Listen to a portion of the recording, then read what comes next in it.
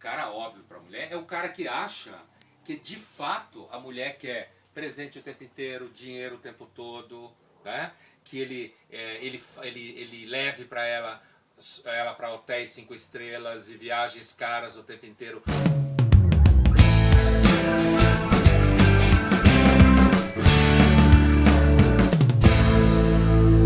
Nós estamos nos relacionando, homens e mulheres, nesse formato físico igualzinho, no mínimo a 50 a 60 mil anos. Né? Com um pouco de diferença, 100 mil anos. Então, o relacionamento entre machos e fêmeas acontece há muitos, milhares e milhares de anos. De repente, isso se transformou num problema. Como se a gente tivesse um objeto de estudo. É claro que a gente tem aí 30, 40 anos no Ocidente de uma certa mudança do lugar da mulher, ela começou a trabalhar em certas classes sociais. Mas veja, isso contra uma história pré-histórica de 50, 60, 150 mil anos. Então, assim, é mais ou menos como você achar que o último minuto é o fundamental na história de 30 anos. Entendeu? Então, me parece que o relacionamento é uma coisa que... Sabe quando você começa a ter que determinar as regras a cada dia, o tempo inteiro, redefinir as regras, isso se torna um ônus muito grande. Outra coisa, quando o relacionamento tem que ser um evento, uma condição básica da vida concreta é que você não é feliz o tempo inteiro. As coisas não funcionam bem o tempo inteiro. Por isso que as pessoas têm que ficar ocupadas. Né? Elas têm que fazer coisas.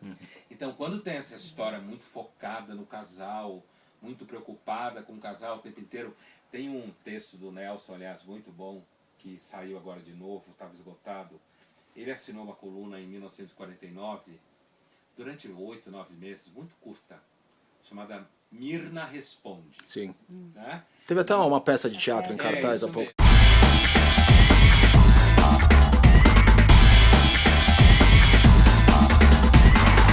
Isso mesmo. Ele assinava como Mirna e pensava-se que era uma mulher que estava respondendo. E aí tem uma das colunas em que ele responde perguntas de mulheres, né? Não, sempre aquela figura da mulher classe média carioca, periferia e tal. E ele fala, olha, às vezes uma das maiores felicidades de uma esposa é não ter personalidade. Olha que demais. Quer dizer, quando ela quer ter personalidade demais, ela quer saber quem ela é, isso se aplica ao homem também, né? Mas ele está falando com a mulher. Quer saber muito quem ela é, quer saber muito o que é o certo, quer saber, já fudeu. Né? Então, quando ele fala, às vezes, a melhor coisa para uma esposa é ela não ter personalidade, é claro que as feministas, ou como hoje, outro dia numa universidade, um aluno me disse, como é? Feminazes. As feminazes, quer dizer...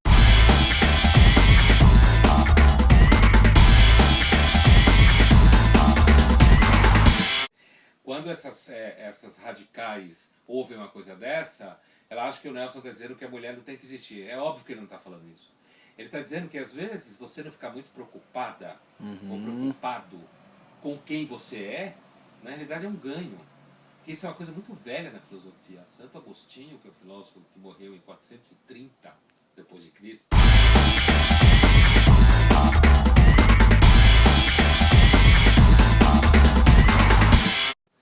tempo pra cacete, ele já dizia, quer dizer, a melhor forma de você ser livre é quando você ama, quando você não está pensando em você. Quando você está voltado para você. Então, idealmente, eu diria que um relacionamento funciona melhor quanto menos se dá preocupado com você. Porque a gente está aqui no escritório do Pondé, você entra no escritório e você sente o cheiro do charuto do Pondé. Aí chega aqui, tem a caixa de charuto dele. Aí aqui tem os livros do Pondé.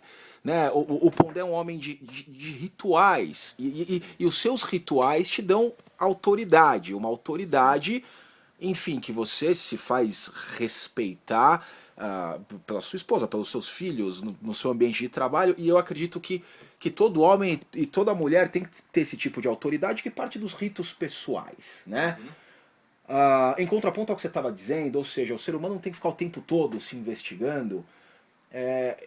Você não acha também que esses ritos pessoais são fundamentais pro casal se respeitar, para um indivíduo respeitar o outro, porque se eu respeito a sua autoridade, eu vou querer aprender com você, hoje, por exemplo, eu vou levar uma dica de charuto de você, pô, onde é que charuto você fuma? Então essa troca de autoridades, Monte Cristo. né?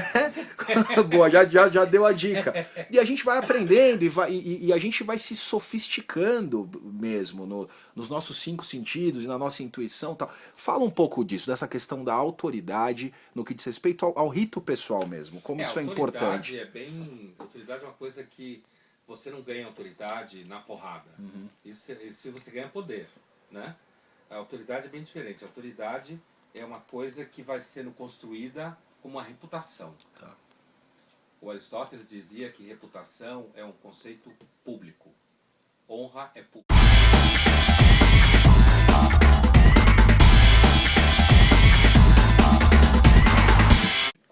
Não adianta você querer ter. São as pessoas que reconhecem isso em você. Tá. Então, a ideia de que você tem uma autoridade, tanto que você falou de esposa, filhos, ambiente de trabalho, é tudo público. Tudo público no sentido que é um outro que reconhece isso em você.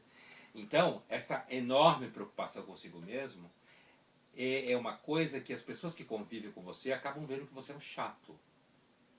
Quando você está o tempo inteiro falando de você e só preocupado com você e que o mundo gira à sua volta, quem está à sua volta fica de bode. Tá. Agora, essa coisa dos ritos pessoais que você falou, dos rituais, é quase como se, ao invés de a gente ficar preocupado em ter personalidade, a gente devia ter preocupado em ter tradição. Você tem uma tradição sua. Não no sentido de você inventar uma religião, não isso. Mas no sentido das pessoas que convivem com você perceberem uma certa coerência, né? Isso é o outro que reconhece. É o outro que olha para você e vê ao longo da sua vida uma série de coisas. Isso daí que você está falando, a gente pode aplicar também ao tema da virtude. Uma pessoa que vira para você e diz, olha, eu sou super virtuoso, você sabe que ela está mentindo. Porque isso não é uma coisa que se fala. Isso é uma coisa que o outro reconhece em você. Aliás, quanto menos você falar, melhor é para o outro confiar no que você está fazendo. Tá, ok. Certo? É o oposto do marketing. Não adianta você se vender como virtuoso. Virtude é uma coisa super cruel, no sentido de que ela cresce em ambiente hostil e é o outro que reconhece ela em você. Então, é o oposto de você ficar preocupado com você o tempo inteiro, falando de você. E é claro que é muito difícil ser um indivíduo, né? Ser responsável pelo que faz. Na realidade, eu acho que a nossa sociedade fala muito de indivíduo, mas a gente caça indivíduo a paulada, né? Tá. Todo mundo gosta de fazer parte de grupo, se sentir dentro de um coletivo, sabe? Sim. De achar que é amado por todo mundo, onde você se desindividualiza, né? Porque para você ser um indivíduo, você tem que ser responsável. Você tem que assumir as coisas que você faz. Então, acho que o Freud tinha razão, é muito difícil amadurecer. Tá, e para os casais, porque eu percebo que os casais eles entram num espiral aí de ciclos, de círculos, de movimentos viciosos e não virtuosos. Você pode falar um pouco disso? Quais são os principais vícios de um relacionamento? Hoje, 2013, no mundo que a gente vive, qual é o problema? Quais são os hábitos que eu acho que todo casal tem em comum? Tem aqueles que são ponto fora da curva, mas a maioria acaba pecando, né, saindo fora do objetivo de realização pessoal e familiar por conta dos mesmos até pontos porque, aí. Fazendo uma coisa com o que o Pondé acabou de falar, inclusive as pessoas procuram ser casal justamente para fugir dessa responsabilidade de ser indivíduo, né? A pessoa não vê a hora de falar, não, nós fazemos... Por quê? Porque ela sozinha, puta que medo, né? A solidão é muito foda. Então, as pessoas, elas procuram o coletivo, inclusive na dupla, né? Essa dupla que vai resolver todos os problemas da vida, porque eu não preciso mais cuidar disso. Isso é um erro dessa história de vícios aí. Eu acho que é um grande erro, é achar que o casamento vai resolver seus problemas, né? Acho que esse é um dos vícios, assim, grandiosos. Tá. E que às vezes é uma grande pegadinha, porque parece que a gente está super emancipado, e no entanto, o medo de ficar só é tão grande que você meio que sai perseguindo pessoas, sabe? E às vezes os caras ficam com medo de mulher que fica assim, Tá. né? Sabe? O tempo inteiro correndo atrás dos caras, assim, ou os caras que ficam babando isso. É que normalmente a mulher acha que o cara tá babando quer transar com ela. O cara acha que ela tá babando quer casar com ele. Né? Recentemente um amigo meu gay me contou uma piada ótima. Não sei se vocês conhecem.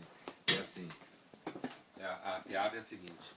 Qual é o que a lésbica leva pro segundo encontro? Geladeira, televisão, cama de casal. O que o gay homem leva pro segundo encontro? Que segundo encontro? Muito bom. Tá, e já vamos falar um pouco disso. Pro nosso leitor homossexual, as mesmas regras valem pro relacionamento estável da lésbica, do gay, ou do casal do swing que arruma uma namorada? Você acaba caindo nessa onda de dependência e de vícios e de alienação? Acho que assim, olha, à medida que os casais gays eles vão normalizando socialmente, e essa coisa de querer casar, querer ir em reunião de pais e mestres, essa coisa que muitos héteros são de saco cheio e eles querem entrar nisso daí, e com o namorado do Natal, com a namorada lésbica na festa de Natal e tal, é o que eles chamam de normalização social. Essa normalização social já começa a mostrar problemas com filhos, separação traumática, já começa a mostrar que eles têm os mesmos problemas que os héteros têm. Primeiro, estão ficando pobre que nem hétero. Porque a grande coisa dos gays nos Estados Unidos, quem de certa forma criou a revolução gay foi a publicidade, que descobriu que os gays tinham dinheiro.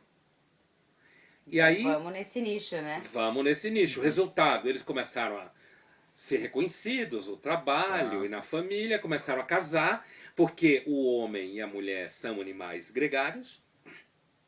A nossa reprodução é gregária. Então, se o Darwin está certo em alguma coisa, com certeza está certo em dizer que, como nossa reprodução é gregária, a maioria esmagadora de nós quer ter parceiros. Isso não significa que a gente fica feliz o tempo inteiro. Voltando à tua pergunta anterior, acho que um dos grandes vícios é sobrecarregar o relacionamento com a ideia de que eu tenho uma ciência do relacionamento. Outro grande vício e aí bem da nossa sociedade contemporânea, é achar que você vai resolver os problemas comprando coisa. Isso eu acho que é um vício super escroto, porque assim, comprar tem um efeito tipo droga. Anestésico. Você, né? Você fica E aí doidão ali naquela coisa. depois para de fazer efeito. E aí você se endivida, fica duro. Esse é um outro vício típico da nossa sociedade.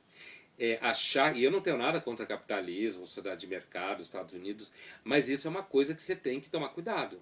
Você começa a comprar e acreditar de fato que se você ficar dando presente para a mulher, ela vai ficar feliz o tempo todo. Ah, não fica? Peraí, vamos falar disso. Esse é o tema delicado. Até levantei aqui.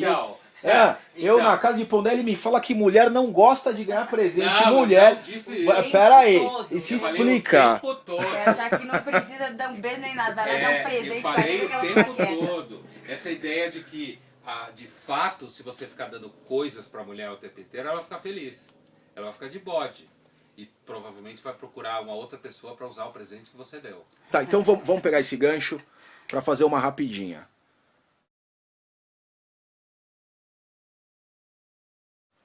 O que o homem precisa dar pra mulher? E depois eu vou te perguntar o que a mulher precisa dar pro homem. Sim, então, além do óbvio. O que... Então, eu acho que aí tem... Eu escrevi uma coluna algum tempo atrás falando disso, inclusive. Quer dizer, acho que tem dois níveis, né? Tem um nível ideal, tanto do homem e da mulher, e acho que o homem e a mulher precisam dar pro parceiro aquilo que não seja óbvio. Isso no nível ideal, certo? O não óbvio. Tá. E o que é o óbvio que o homem vê na mulher? Ele acha que a mulher quer dele sucesso, poder, segurança. Então, uma mulher que dê para ele, passe para ele a ideia de que ele não tem que ser o vitorioso sempre, de que ele pode ter medo de vez em quando, que ele não tem que ser o fodão, essa mulher, para ele, vai ser uma mulher muito mais interessante do que a mulher óbvia, que sempre... Porque o problema do óbvio é que você prevê. Quando você acerta previsões, no começo dá uma impressão deliciosa. Depois causa um enorme tédio. Né? Por isso que às vezes eu fico pensando, se Deus existe, uma das coisas incríveis dele é que ele não fica entediado, porque ele sabe de tudo. qualquer ser humano que soubesse de tudo já tinha se matado. Né? Então, isso eu acho que vale tanto de um lado quanto do outro. Quer dizer, a mulher também, o cara óbvio para a mulher, e eu acho que a mulher que pensa mais essas coisas do que cara, normalmente, né? O cara óbvio para a mulher é o cara que acha que de fato a mulher quer presente o tempo inteiro, dinheiro o tempo todo, né? Que ele leve para ela para hotéis 5 estrelas e viagens caras o tempo inteiro, quando na realidade, se você está numa executiva com a mulher, a executiva é importante, mas mais importante é o tipo de conversa que você tem com ela dentro do avião. Então, assim, saindo do plano ideal, isso você está falando no plano ideal, né? O plano ideal, ou seja, no plano que nunca plenamente existe, no dia a dia. Agora, no cotidiano, assim, essa história de que o homem quer que a mulher traga uma cerveja e venha pelada, né? Na realidade, o cara prefere que ela venha de sandália alta e calcinha, e não pelada. Ou seja, né? Quer dizer, no fundo, essa ideia de que o cara quer que ela venha pelada com a cerveja é uma imagem óbvia do homem.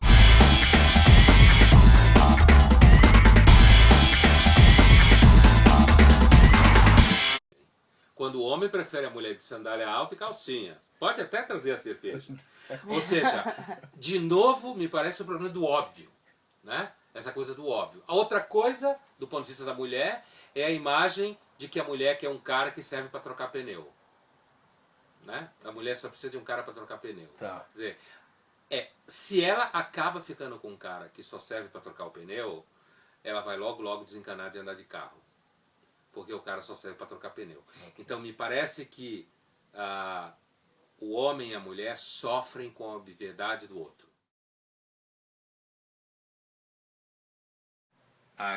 Acho que o grande barato é você não viver voltado para si mesmo. É o contrário do que estão falando por aí. Tá. O barato é amar mais do que ser amado. E quando eu digo isso, não é amar todo mundo, porque tem gente que merece porrada.